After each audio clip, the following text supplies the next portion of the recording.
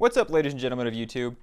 A few months ago, I got into Smash Bros. And I was having a lot of fun with it, so I decided I should pick up a couple of controllers so that my friends can all come over and play whenever they want. Now, as any Smash Bros. Veteran will tell you, you're a waste of space if you're not using the GameCube style controller. So I immediately went out to go try and find some decent, reasonably priced GameCube style controllers.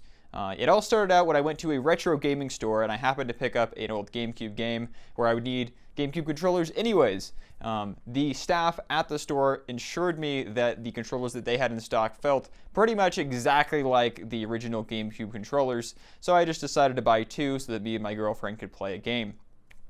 We got them, and neither of us were super impressed with the quality, but it didn't really seem that offensive, and we hadn't actually used a GameCube controller in probably about 10 years. Because the quality wasn't that great, I decided that I might as well go onto Amazon and see what they had to offer and probably find a better deal for something that was at least of similar quality.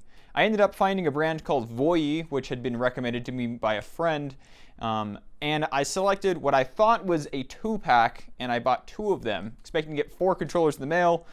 It turned out that because I selected a different color, even though it was about the same price, it was only for a singular controller. After a friend came over and I started to use a different controller, I realized that it actually developed really severe stick drift issues, even after only having been used for about 15 minutes, and otherwise just sitting next to my TV, just looking pretty. So I was pretty upset by this, so I emailed the company, and they did have something like a 1-year warranty on the product. I told them about what had happened, and they ensured they were going to send me out a new controller after I sent them about 3 more emails.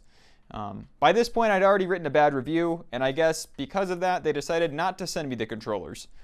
So I kind of forgot about the whole thing, just decided I'm not going to buy from that company again. And then a few weeks ago, another person from the company reached out and asked me if I was happy with my order. I told them no, and that I'd been promised a new controller already, and I'd already written a bad review, but I might consider changing it had I actually gotten a new controller in the mail.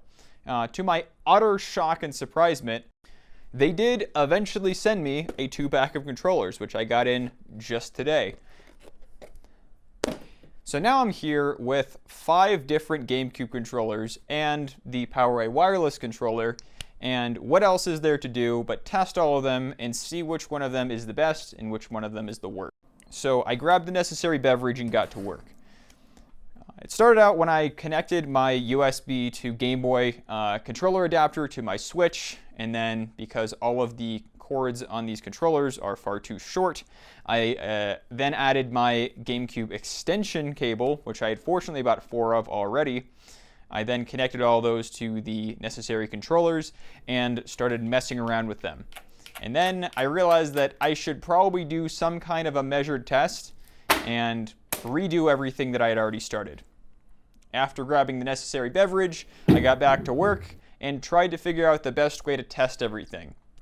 So I went into a Smash mode with 4 players and had every controller hooked up, and I was just running around and kind of seeing how things felt and how easy it was to do different attacks and that kind of thing. It ended up taking a lot longer, and I also realized I had to be really careful because if I did hit an enemy off the stage, because I was supposed to be controlling them, they would actually just die, and then I would have to restart everything, and it got really annoying really quick. One thing that was really surprising is the massive difference in quality, not only between the different initial brand that I had bought, but even from the controllers that came from Voyi. All the ones that they sent me felt just a little bit different. Probably the most noticeable thing that I found out was that every single Z button felt like it was a different controller. They sounded different, they felt different, and it would be really strange to go from one to another if you didn't realize. The other thing that was shocking is that the control sticks on each of them was pretty different. Some of them felt really stiff, like the original brand I bought, which was my least favorite. Some of them felt like they were about to fall off the controller, and some of them felt decent, a little on the loose side, but still passable. I ultimately ended up sectioning things off into controllers that I liked, controllers that I might use in a pinch, and controllers that I would probably rather chuck through a window than ever use again. Now you might be saying at this point, why wouldn't you just buy the wired version of the PowerA controllers that only cost about $25 anyways? Well, my initial thinking was that it would be easier to just buy an adapter and then have GameCube controllers go directly into that. And then if I had GameCube style controllers, they would be able to automatically plug into my Wii, and I could play GameCube games and some other stuff just directly and not have to have a separate controller.